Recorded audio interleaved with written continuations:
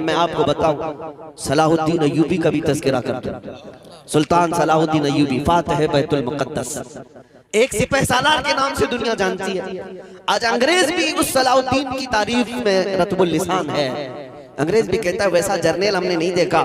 کیوں جانتے ہیں؟ انگریزوں کی کتاب میں لکھا ہوا ہے صلاح الدین ایوبی نے 18 سال تک جنگیں لڑی صلیبیوں کے ساتھ، عیسائیوں کے ساتھ، لیکن اس میں لاکھوں قیدیوں کو اپنے ہاتھوں سے آزاد کیا. آزاد کرنے کی عادت بہت زیادہ. کس کی؟ صلاح الدین ایوبی کی. شہادت ہے مطلوب و مقصود مومن، نہ مانے غنیمت نہ کشور کشائی. ایک عاشق رسول کا جو مقصود ہوتا ہے نا، وہ یہ نہیں ہے کہ صرف گردنیں اڑانا. اس کا مقصود جو ہوتا ہے وہ اللہ اس کے رسول کی رضا. صلاح الدین ایوبی کے ساتھ ایک وقت ایسا بھی آیا جب آپ بیمار ہو گئے. اس بیماری کے عالم میں مسلمانوں کے ایک قافلے پر ایک عیسائی جرنیل نے حملہ کیا تھا. برنس نام تھا اس کا. اس نے حملہ کیا اور سارا مال لوٹ لیا، کوڑے لگایا. عورتیں بھی تھیں، بچے بھی تھے اور بھی لوگ تھے. لیکن مارتے مارتے اس ظالم نے کیا کہا تھا جانتے ہو؟ اے مسلمانوں، پکارو اپنے محمد کو، محمد کو بلاؤ، کیوں تمہاری مدد کے لیے نہیں آتا؟ معاذ اللہ رب العالمین. جب وہ اس طرح کے تانے دے دے کر کے مال لوٹ رہا تھا اور سارے لوگوں کو نہتہ پا کر کے مار رہا تھا، لٹا ہوا قافلہ، یہ تاراج قافلہ جب واپس لوٹا تو صلاح الدین ایوبی سے شکایت کی کہ سلطان اسلام ہمارے ساتھ ایسے معاملات ہوئے.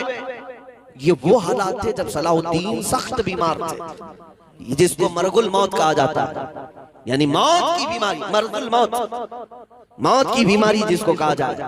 لوگ عیادت کے لیے آ رہے تھے، لیکن صلاح الدین ایوبی نے جیسے ہی یہ بات سنی، اللہ کی بارگاہ میں ہاتھ پھیلایا، کہا اے رب ذوالجلال، تو نے صلاح الدین کو ہر چیز عطا کی، بس تیرا یہ ناچیز بندہ، عاجز بندہ اتنی بھیک مانگتا ہے کہ میری عمر کو اتنی لمبی کر دے کہ میں برنس کا سر اڑا سکوں، اتنی زندگی اور دے دے. کیوں؟ اس لیے کہ نبی پاک صلی اللہ تعالیٰ علیہ وسلم کو اس نے تانا مارا. مومنین سے یہ کہا نا کہ محمد کو بلاؤ. صلاح الدین ایوبی بیماری کے عالم میں یہ دعا کرتے رہے. 2.5 سال کا عرصہ گزرا. 2.5 سال کے بعد آپ شفا یاب ہوئے، صحت مند ہوئے، اور اس کے بعد کھڑے ہوئے اور تلوار لے کر کے نکلے. مومنین کی فوج کو جگہ جگہ روانہ کیا، مار کے ہوئے. ایک دن وہ آ بھی گیا جب یہ برنس ہتھے چڑھ گیا مسلمانوں کی، گرفتار ہو گیا. اور مسلمان جب فاتح کی حیثیت سے بیت المقدس میں آئے اور اس برنس کو پکڑ کر کے لائے.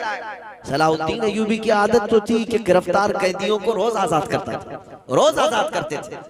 اس دن بھی جتنے قیدی آئے تھے ان میں سے اکثر کو آزاد کیا. جب برنس کا نمبر آیا اس نے کہا اے صلاح الدین، تمہاری عادت تو ہمیں پتا ہے کہ تم گرفتار قیدیوں کو معافی کے بعد آزاد کر دیتے ہو، میں بھی معافی مانگتا ہوں، مجھے اپنے وطن جانے دے دو. صلاح الدین ایوبی نے ایک تاریخی جملہ کہا، اے برنس، اگر تجھے میں معاف کر دیا تو اللہ کا عذاب مجھے گرفتار کر، میں اللہ کے عذاب میں گرفتار ہو جاؤں گا.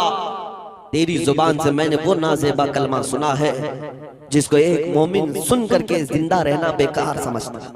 صلاح الدین ایوبی نے تلوار لہرائی اور اس کی گردن پر رکھ کر کے کہا، آج سے 2.5 سال پہلے تو نے مسلمانوں سے کہا تھا کہ بلاؤ محمد کہاں ہے.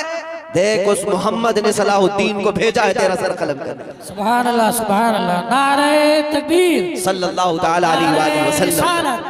فاتحین اسلام، سبحان اللہ، اس کا سر قلم کیا. لیکن جو بات مجھے عرض کرنی ہے وہ یہ ہے میرے عزیزوں، یہ جو 2.5 سال کا عرصہ گزرا نا، جو بیماری کے عالم میں تھے صلاح الدین ایوبی، یہ 2.5 سال کے بارے میں ان کے شاگرد اور ان کے فوجی روایت کرتے ہیں ایک دن بھی ہم نے صلاح الدین کو پیر پھیلا کر سوتے ہوئے نہیں دیکھا.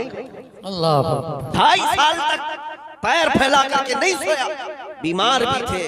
لوگ کہتے کہ لمبا سو جائیں، وہ کہتے جلال میں آ کر کہ تم مجھے سیدھا سونے کی بات کرتے ہو جبکہ میرے اوپر ابھی فرض باقی ہے. میرے نبی پاک کو گالی نہیں دی. اس فرض کی جب تک سبکدوشی نہ ہو میں اپنے پیر لمبے نہیں کروں گا.